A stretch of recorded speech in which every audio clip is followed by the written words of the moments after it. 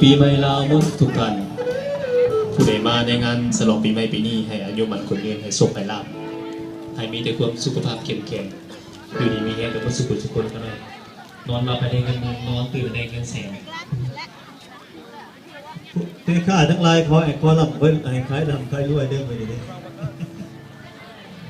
เมีผ่าเศร้าขายกันให้คนนำของหลายๆเด้อวันนี้เด้อให้ทุกๆท่านนี่ให้ได้เงินเป็นหมื่นเป็นแสนกับปานกับซองกับสุขสุขเขาหน่อยไอ้แสงมาฟังเพลงกันต่อไปอีกว่าสั้นจนกว่าเพิ่นจะมีรายการผู้ใดมื้อนี้นักศิลปินเขาก็มีลายหน้าลายตาเพราะว่าสิเป็นผู้หญิงผู้ชายนักร้องทั้งหญิงทั้งชายเฮามาครับของอารมณ์ประทัดทุกท่านเอาเขาเชิญมาฟังเพลงกันต่อไปกันหน่อยเพื่อบ่เป็นการเสียบรรยากาศเพราะว่าอากาศก็สิเย็นๆหน่อยนึงมื้อนี้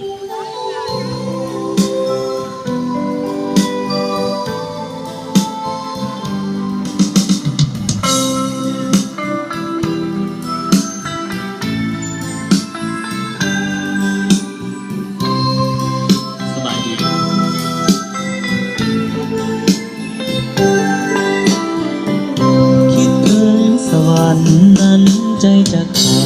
ดอยู่แล้วด้วยฮักน้องแก้วที่งามโสภาลาวันดังหนึ่งนางฟ้าลงสู่ดินเหมือนว่าพระอินทร์นั้นลงมาปั้นให้อายนอนฝันถึงน้องหัวใจอายนี้แม้มีทางพออกได้อายขอถอดไว้ให้นวลน้องนาขอบคอยจะอยู่ขอบฟ้าทินแดนใดถึงจะแสนไกลอายก็จะต้องกลับมาหาน้องจากวันสายน้ำคงไหลหลังเปียกไปก็เหมือนดังน้ำใจอายไหลมานั้นขอให้น้องเจ้าสงสารอย่าปล่อยอายเลยผ่านแดนสวรรค์แห่งนี้ไปไกลเวียงจันทร์สวรรค์นั้นใกล้กันสุดขอบฟ้าแต่อายจะมาคู่เคียงดวงใจต่อให้ดินฟ้ามากีดกันเหวป่าพางสันกันเอาไว้หากยอมข้ามได้เสมอ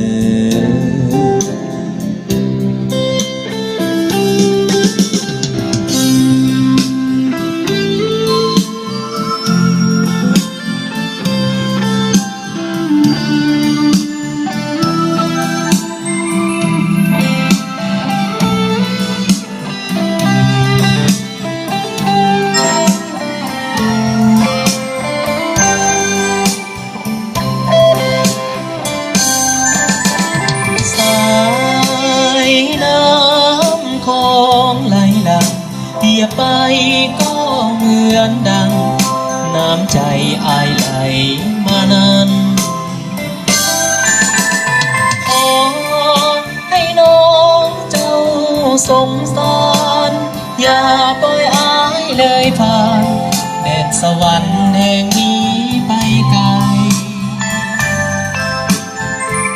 เวียงจันทร์สวรรค์นั้นใกล้กันสุดขอบฟ้าคู่เคียงดวงใจต่อให้ดินฟ้ามากีดกันเหวป่าพางสันกันเอาไว้หากยอมข้ามได้เสมอ